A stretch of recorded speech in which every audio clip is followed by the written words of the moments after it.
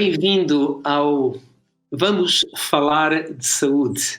É um prazer tê-lo connosco mais uma vez e hoje vamos falar sobre as doenças pré-existentes que, como sabemos, agravam o risco de uma doença por Covid-19. Sabemos que as doenças cardiovasculares são a primeira causa de morte em Portugal e no mundo, e para falarmos sobre este tema tão importante, nós temos connosco uma convidada muito especial. Trata-se da doutora Cláudia Neves, médica especialista em medicina geral e familiar e também uma das colaboradoras e responsáveis pela Associação Portuguesa de Medicina Preventiva. Doutora Cláudia, bem-vinda ao programa Vamos Falar de Saúde. Obrigada. E um bom dia para todos. Doutora Cláudia, uma pergunta.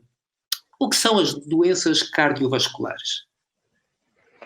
É verdade, Daniel, que estamos numa fase em que falamos essencialmente de Covid, não é? É o tema que domina as notícias, que domina se calhar a nossa atenção, o nosso pensamento, porque é novidade e porque realmente é altamente contagiosa. Mas mesmo com esta pandemia, as doenças cardiovasculares continuam a ser a principal causa de morte em todo o mundo, incluindo o nosso país. Mas agravam o risco da doença por Covid, não é?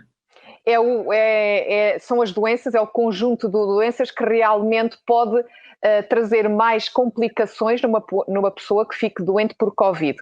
E como perguntaste anteriormente, as doenças cardiovasculares, como o próprio nome indica, são as doenças que atingem a parte cardíaca e a parte vascular, ou seja, todo o nosso sistema cardiovascular ou circulatório. Ou seja, pode atingir tanto o coração como um vaso sanguíneo em qualquer outra zona do corpo. Pode ser no cérebro, e nesse caso denomina-se doenças cerebrovasculares, que as pessoas conhecem mais vulgarmente por AVC, ou acidente vascular cerebral. Mas pode ser simplesmente uma artéria que entope numa perna, a doença arterial periférica, e continua a ser uma doença cardiovascular. Mas no nosso país, as mais frequentes, em termos de número de pessoas que as têm e que causam mais mortes, são duas essencialmente: o infarto agudo do miocárdio e os AVCs, ou as tromboses, acidentes vasculares cerebrais, que são os mais frequentes no nosso país. Infelizmente, nós somos o país da Europa que proporcionalmente tem mais casos de AVC, de acidentes vasculares cerebrais. Isto não é difícil de verificar, porque são muitos os casos com pessoas que tiveram AVC, que estão em recuperação de AVC à nossa volta. Portanto, percebemos que isto realmente faz parte da nossa realidade, portanto não são apenas estatísticas, não é? Agora, doutora Cláudia, estas doenças, enfim, podemos colocá-las no âmbito do fatalismo? São coisas do destino? Ou há alguma coisa que nós podemos fazer a respeito delas? Eu diria que felizmente podemos fazer algo. Infelizmente também está comprovado por vários estudos que foram feitos em Portugal por inquéritos que os portugueses acreditam mais na medicina curativa do que na medicina preventiva. O que realmente é triste e demonstra que se calhar nós, profissionais de saúde, temos ainda muito a fazer na informação das pessoas acerca do que é prevenível. E pensando nas doenças cardiovasculares, que é o tema de hoje, existem fatores de risco, ou seja, existem circunstâncias que podem aumentar a probabilidade da pessoa ter uma doença cardiovascular. Há fatores de risco que nós não podemos modificar. Se somos homens ou mulheres, porque os homens têm maior risco. Se herdamos nos genes dos nossos pais, dos nossos avós, uma maior probabilidade de os ter, não podemos modificar. A nossa raça não podemos modificar. A nossa idade, infelizmente, gostávamos de ser mais novos, mas a idade é um dos fatores de risco não modificáveis. Quanto maior a idade, maior a probabilidade de virmos a ter uma doença cardiovascular. Mas todos os outros fatores são modificáveis. Nós podemos intervir neles. Aqui é o que não se pode mudar, é o destino, não é? Mas a outra parte também tem um peso tremendo, não? Sim. E há alguns que têm um peso maior que outros, sobretudo a hipertensão arterial, que em si já é uma doença vascular, mas é o maior fator de risco de uma pessoa vir a ter um infarto ou um AVC. O colesterol elevado, as gorduras elevadas que circulam no nosso sangue, o tabagismo, que é um dos fatores também muito importantes, a obesidade, e se reparar, eles começam a estar todos interligados, porque a obesidade em si dá maior risco de colesterol alto, de tensão alta. Podemos falar também do stress, que é considerado um fator modificável, mas que realmente é difícil de modificar, porque isso tem a ver com os nossos comportamentos, com a forma como lidamos com as circunstâncias, com as nossas atividades, a ingestão de bebidas alcoólicas e o sedentarismo, a falta de atividade física. Todos estes fatores é algo em que nós podemos fazer alguma coisa para os modificar. Não quer dizer que uma pessoa tendo todos os cuidados não vai ter um infarto ou um AVC, que simplesmente diminui grandemente a probabilidade disso vir a acontecer. Ias perguntar alguma coisa, Daniel? Não. Ok. E eu achei muito interessante que o próprio Dr. Manuel Carrageta, que é o presidente da Fundação Portuguesa de Cardiologia, diz que as pessoas agora estão muito preocupadas com a Covid e têm mesmo medo de ir aos hospitais e aos cuidados de saúde. Só que morrem diariamente em Portugal 100 pessoas por doenças cardiovasculares, diariamente. E as pessoas nesta fase, tendo medo do contágio, não estão a tratar, não estão a prevenir, não estão a fazer o que deveriam fazer. E nós sabemos que isso não se nota já, mas nos próximos anos vamos ver um aumento novamente do número de casos e de mortalidade por doenças cardiovasculares. Digo isto porquê? Porque, felizmente, nos últimos anos, graças ao esforço da população dos cuidados de saúde, tem havido uma diminuição das mortes por doença cardiovascular. Tem aumentado as mortes por cancro, progressivamente nos últimos anos, mas tem diminuído das doenças cardiovasculares. Mas acreditamos que este ano vai fazer a diferença e vamos reverter estes números. Outro aspecto que eu penso que é muito importante referirmos é que sabemos que metade dos casos das doenças cardiovasculares poderiam ser evitadas, só metade. Eu diria então metade, que é muito, com uma alimentação correta, ou seja, a alimentação inadequada é responsável por metade destes casos. Muito. E já agora, Daniel, eu acho que é importante nós falarmos aqui de outros fatores, porque temos números muito maus no nosso país. Nós somos os campeões da Europa no consumo de sal, por exemplo. Somos os campeões da Europa no sedentarismo, infelizmente. Somos das populações que menos atividade física têm. Diz que dos adultos, 40% não faz nenhum tipo de atividade física. Temos um aumento grandemente do sedentarismo também nas crianças e nos adolescentes, com consequente aumento da obesidade. E o aumento da obesidade é outro fator de risco, como já vimos, destas doenças. Eles começam a estar interligados. E a inatividade física, a obesidade, os erros alimentares, como vimos, e juntando aos outros fatores, em que nós não temos assim números tão díspares em relação ao resto da Europa, contribuem para que nós sejamos os países da Europa com maior número de mortes por AVC. Já para não dizer que 25% da população adulta é fumadora ainda. Apesar dos números também nos últimos anos estarem a descer ligeiramente, ainda é muito, não é? 100 pessoas por dia é um número muito, muito expressivo. E é interessante que não se fala disso, não é? Nós não ouvimos na comunicação social um reporte de mais de 100 pessoas que morreram diariamente por causa de doenças cardiovasculares. Agora, vimos que uma grande parte dos fatores de risco são modificáveis. Se tivéssemos que colocar aqui uma hierarquia, por onde é que começávamos? Qual era o primeiro fator que deveríamos dar atenção? Uhum. E o segundo, se tivermos, para fazermos uma prevenção à altura da necessidade? Uhum. É assim, pensando nos fatores de risco que nós já referimos, considerando os nossos hábitos, o nosso estilo de vida, não há dúvida que a alimentação é o fator que mais pode influenciar nesses fatores de risco. Considerando sobretudo, por exemplo, a hipertensão arterial, o colesterol elevado, a obesidade, nós vemos logo aqui à cabeça que a alimentação é essencial. E como já referi, metade dos casos devem-se a uma alimentação inadequada.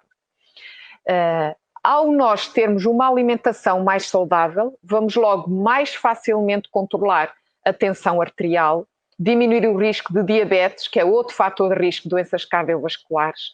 Vamos diminuir as gorduras no sangue, o colesterol e os triglicéridos. Vamos diminuir a probabilidade de virmos a ser obesos, portanto, ter um peso adequado para a nossa altura. E vemos assim que eles começam a estar todos interligados. E aquilo que nós comemos, vemos que é fulcral para nós podermos prevenir estas doenças que matam muita gente em Portugal. Poderia ainda referir à atividade física. A atividade física porque vai também controlar melhor a tensão arterial, a diabetes, o colesterol e as outras gorduras do sangue, não é? E a própria diabetes. A atividade física também é essencial. E claro, não poderia deixar de falar do tabaco, porque o tabaco lesa diretamente os vasos sanguíneos, provocando a aterosclerose, que é a acumulação de placas dentro das artérias constituídas por tecidos cicatriciais e colesterol, e diminui a oxigenação dos próprios tecidos. Se a pessoa não fumar, diminui em muito o risco de vir a ter um infarto. Posso dar um exemplo?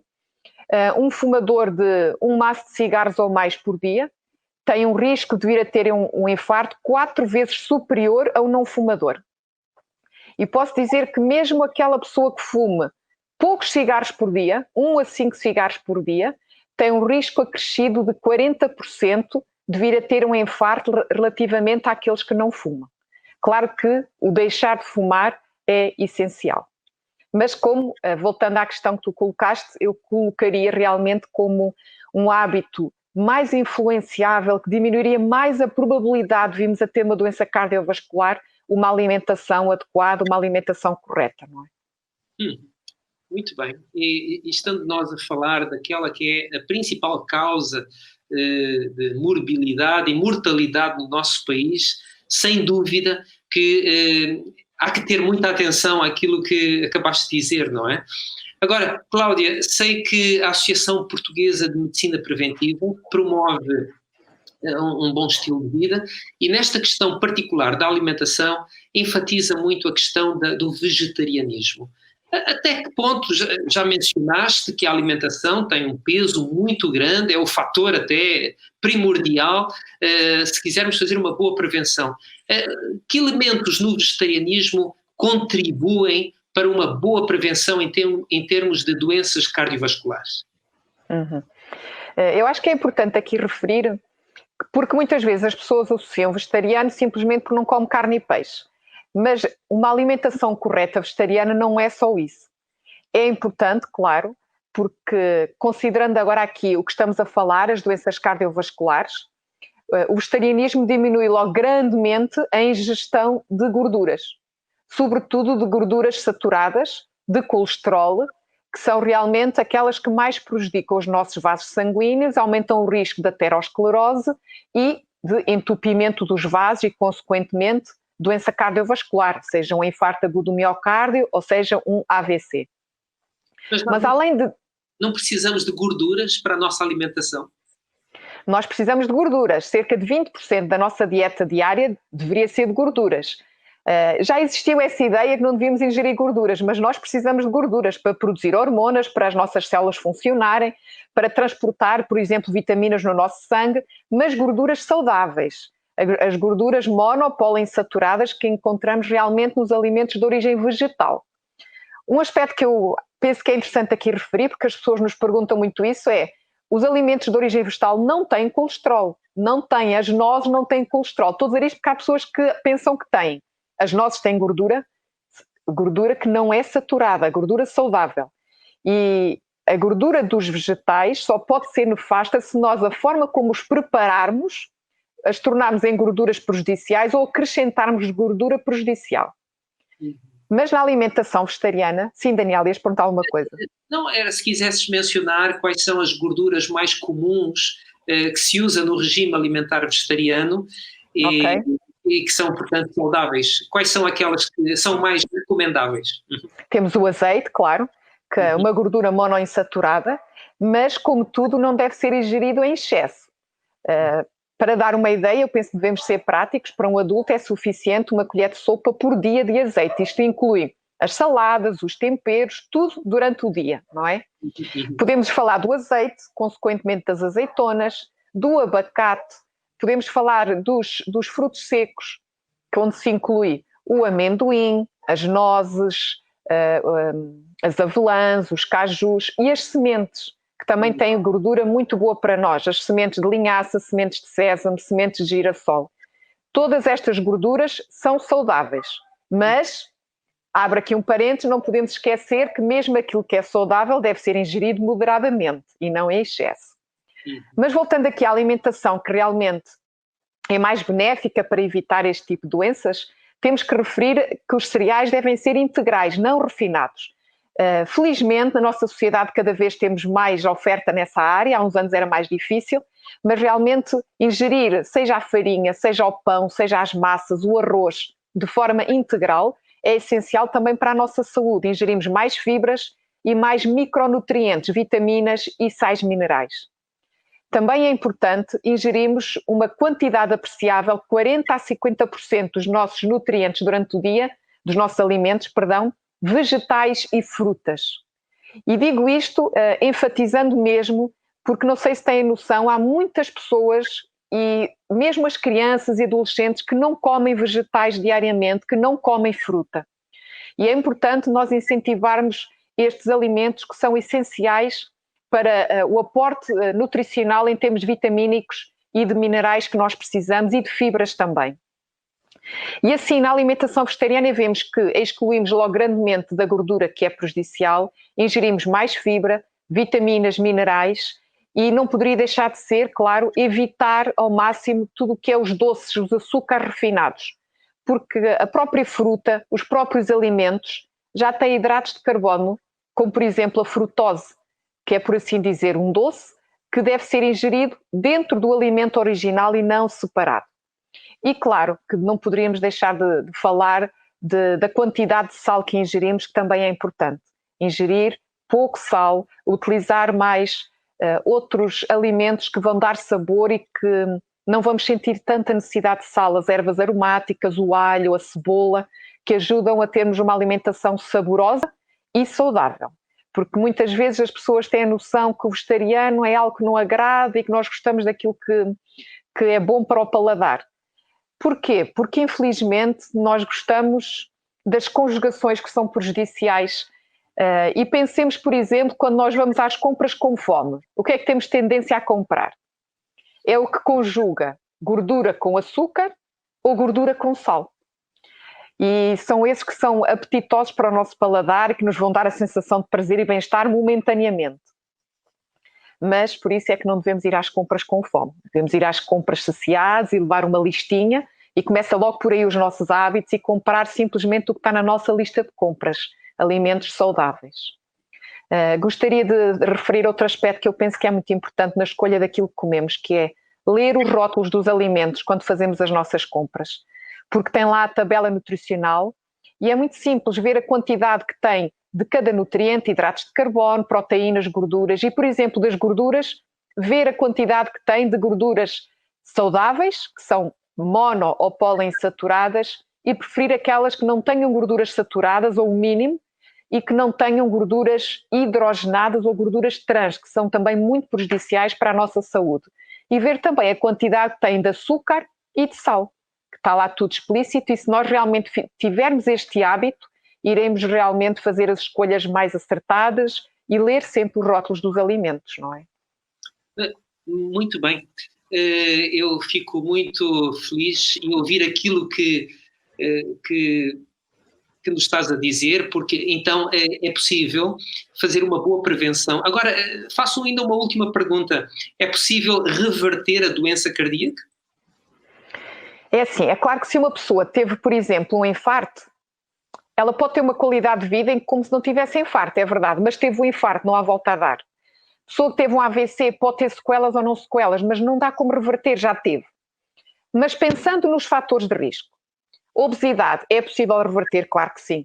Alimentação, exercício físico é possível. Hipertensão arterial é possível reverter? É possível reverter. Sobretudo com uma alimentação saudável, uma perda de peso adequada, portanto ter um índice de massa corporal, que é a relação peso-estatura, adequado para a sua, portanto um peso adequado para a sua estatura. Claro que é possível reverter a diabetes, que é outro fator de risco, se for diabetes tipo 2. A diabetes tipo 1, como nós sabemos, tem uma outra causa, já depende, por assim dizer, da produção de insulina, ou não, pelo nosso pâncreas, mas a diabetes tipo 2, que é causada sobretudo pela resistência das células à ação da insulina, para a glicose entrar nas células, sobretudo nos nossos músculos, é possível reverter com alimentação e atividade física. Vemos aqui que estão sempre conjugados, alimentação e atividade física. E vemos aqui vários fatores que se relacionam logo quase todos. Alimentação, obesidade, hipertensão, diabetes, colesterol alto, que também é possível reverter, exceto nos casos em que existe uma hipercolesterolemia familiar, ou seja, a pessoa geneticamente produz muito colesterol. E há casos, esses casos têm que ser tratados com medicação para diminuir mesmo a produção de colesterol, é diferente. Mas de uma forma geral, a maior parte da população não sofre desse problema hereditário, mas está tudo relacionado essencialmente com os seus hábitos alimentares, com o sedentarismo, com o excesso de colesterol, de açúcar na alimentação e com o tabaco e o álcool, claro. Muito bem. Doutora Cláudia, aquilo que apresentou é absolutamente vital e eu diria, para muitas pessoas poderá ser revolucionário, não é? Sabemos que há pessoas que, como por exemplo o ex-presidente dos Estados Unidos, Bill Clinton, que tinha um problema grave a nível das doenças cardiovasculares e que fez uma alteração completa nos seus hábitos e pronto, hoje vive como uma pessoa saudável, uma pessoa normal. Sei que a Associação Portuguesa de Medicina Preventiva tem um programa que se chama New Start, um programa de 10 dias na vossa clínica Vita Salus, não é? Perto de Coimbra, em que muitas pessoas têm feito este programa e têm começado uma nova vida, vamos dizer assim, em termos da perspectiva desta doença, da doença cardiovascular. Ou seja, este programa é uma resposta muito boa para a doença cardiovascular, não é?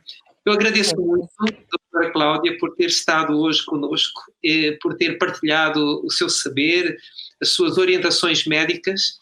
Espero que elas possam ter servido, ter sido úteis para muitos daqueles que nos estão a acompanhar, que nos estão a ouvir neste programa. E esperamos tê-la novamente aqui connosco em breve. Obrigada. Quem sabe falar de outras doenças pré-existentes neste contexto da pandemia do coronavírus, não é? É verdade. Obrigada por esta oportunidade e realmente eu espero que tenha sido de ajuda. Eu sei que é difícil, nós estamos motivados para mudar hábitos, eu sei que a maior parte das pessoas prefere tomar um comprimido do que mudar um hábito, mas as repercussões são graves, a médio e a longo prazo. Não pensemos só no curto prazo, mas pensemos no nosso futuro à distância. Cláudia, o exercício físico também sabemos que é absolutamente vital e importante nesta questão da prevenção da doença cardiovascular. O que é que nos queres dizer sobre isso? Claro que sim, porque é tão grave o sedentarismo que a Organização Mundial de Saúde considerou sua prioridade neste milénio. A luta contra o sedentarismo tem sido um problema tão grave como o tabagismo. E nós podemos pensar, mas o que é atividade física? É diferente a atividade física de exercício físico. Sempre que nós estamos a mexer-nos, a fazer uma caminhada, a subir uma escada, estamos a fazer atividade física. Mas, para ser um adulto fisicamente ativo, existem critérios. E definidos pela Organização Mundial de Saúde, a pessoa passa a ser fisicamente ativa se praticar pelo menos 150 minutos por semana uma atividade física moderada. Isto no adulto. Poderemos mensurar de outra forma, contando os passos. Existem muitas tecnologias, os pedómetros, os smartwatches, as aplicações nos telemóveis que podemos utilizar nesse sentido. E um adulto é considerado fisicamente ativo se andar pelo menos 10 mil passos por dia. 10 mil passos. 10.000 passos. Voltando à medição do tempo semanal, os 150 minutos por semana, deve ser feito, portanto, distribuído ao longo da semana, não fazer tudo num dia. Ou seja, não é tão benéfico para mim eu simplesmente ir fazer uma corrida de 10 km ao domingo, do que se eu realmente for fazer uma caminhada rápida, de segunda a sexta, todos os dias um bocadinho. É mais benéfico realmente a regularidade. E é importante que isso seja feito dividido nos dias, e vou dar um exemplo, 30 minutos, 5 dias por semana. E isso já é suficiente para ser uma pessoa fisicamente ativa. E gosto de dar um exemplo muito prático, que é a marcha rápida, que é considerado andar pelo menos 4,4 km numa hora. Ou seja, se andarmos 2 km em meia hora, 2,2 km, 200 metros, já é uma velocidade, uma intensidade que nos considera fisicamente ativos. E também podemos ainda dividir esse tempo ao longo do dia. Eu posso fazer uma caminhada de manhã em 15 minutos e uma caminhada ao fim do dia. Falo da marcha rápida, mas também posso falar da natação, da bicicleta. E porque estes exercícios são os que movimentam o maior número de músculos do nosso organismo e que têm assim um maior benefício cardiovascular, que aumentam a nossa frequência cardíaca em exercício e o que permite realmente que o nosso coração, todo o nosso sistema cardiovascular esteja saudável. E vimos assim que, se nós o fizermos, se formos fisicamente ativos, controlamos melhor a tensão arterial, o açúcar no sangue, no caso dos diabéticos, ou quem não é diabético controla melhor esse fator, o peso, diminui o colesterol mau e aumenta o bom colesterol, outro fator muito importante, e controla melhor também, por exemplo, o nosso estado emocional, a ansiedade, a depressão, e dá uma maior qualidade também no nosso sono. Portanto, estes são apenas alguns benefícios do exercício físico, já para não falar que previne alguns tipos de cancro, melhora a circulação das nossas pernas, melhora o funcionamento do nosso intestino e por aí fora. São alguns dos benefícios que podíamos referir. Como dizia um médico bem conhecido, ponham-se a andar, não é? Exatamente. Muito bem. Então, até uma próxima vez e... Obrigada. Continuação de bom trabalho na Associação Portuguesa de Medicina Preventiva. Muito obrigada. Muito bem. Este programa, como sabe, assim que nos vê e nos ouve, ele passa na Rádio Clube de Sintra, na RCS, também passa na novotempo.pt. Poderá revê-lo também, se o quiser. Nem sempre conseguimos reter tudo o que ouvimos, quando a informação é muito importante e vem toda junto. Mas gostávamos muito de ter a sua participação neste programa. Gostávamos de tê-la na forma de perguntas, de comentários, de observações. Por isso, sinta-se livre a entrar em contacto connosco, porque estamos empenhados em fazer deste programa algo tão útil e prático para si quanto possível. E se o quiser fazer, pode entrar em contacto connosco através do telefone 933 93 9291. Também poderá nos enviar um e-mail para programas@novotempo.pt. Por hoje está tudo dito. Vamos voltar a falar de saúde num próximo programa, por isso contamos consigo e até lá, fique bem e tenha saúde.